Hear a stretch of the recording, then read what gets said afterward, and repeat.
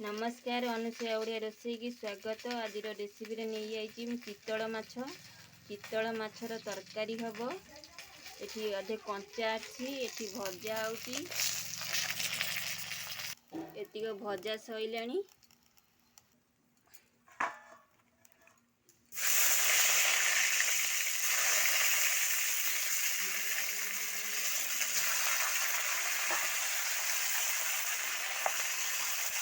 माछ तो आमर भाजी होती सजाड़ी नहीं माछ तरकारी पकड़ छुई आलू काटी नहीं काजू दीटा कटाई कंचा काजू ये मसला नहीं आई अदा रसुण पेस्ट पियाज दीटा कटाई जाए सोरिष मो सांगे जोड़ी रुहतु आगू कौन हो देखु।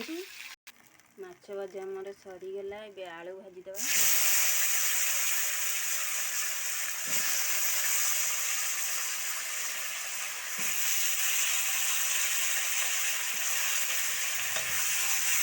आलूटा भल से भाजी गई आलू आमर होगला ए काढ़ी नवा ए पियाजटा को भाजी नवा पियाज ब्राउन कलर हवा जाए भाजवा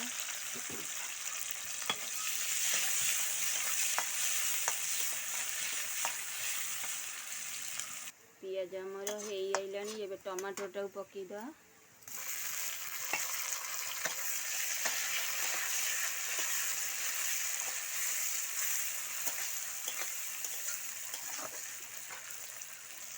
हमारे हो आइलानी लंका पकईदा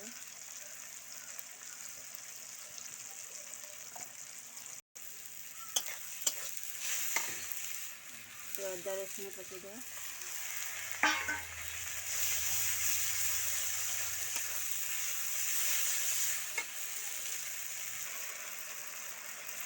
मीट मसला पकईदा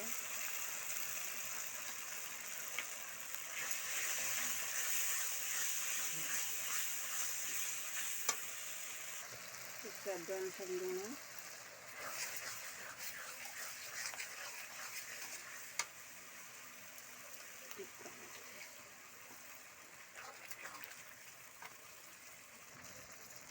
हल्दी गुंड पकईदे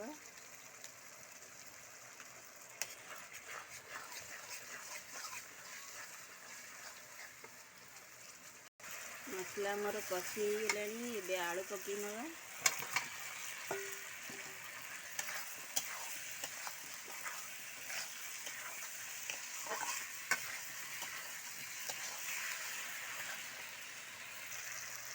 फिर हमें पानी देदेवा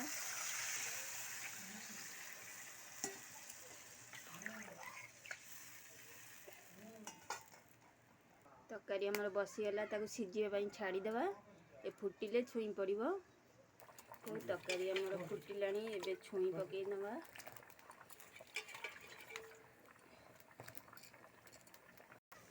तरकारी आमर टिके आलू सीझी आइला एथर माछ पकईदे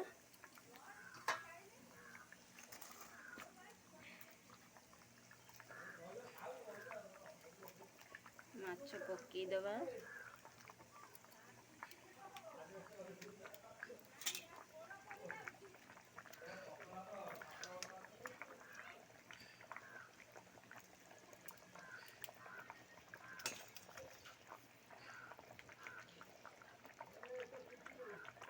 एथर आम काजू को पकई नवा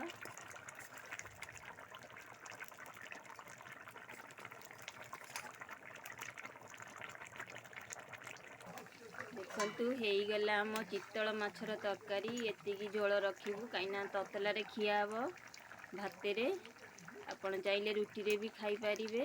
आ मो वीडियो जदि भल लगे लाइक कमेंट शेयर करेंगे चैनल को सब्सक्राइब करिया भूलिबेनी। रहिली नमस्कार जय जगन्नाथ।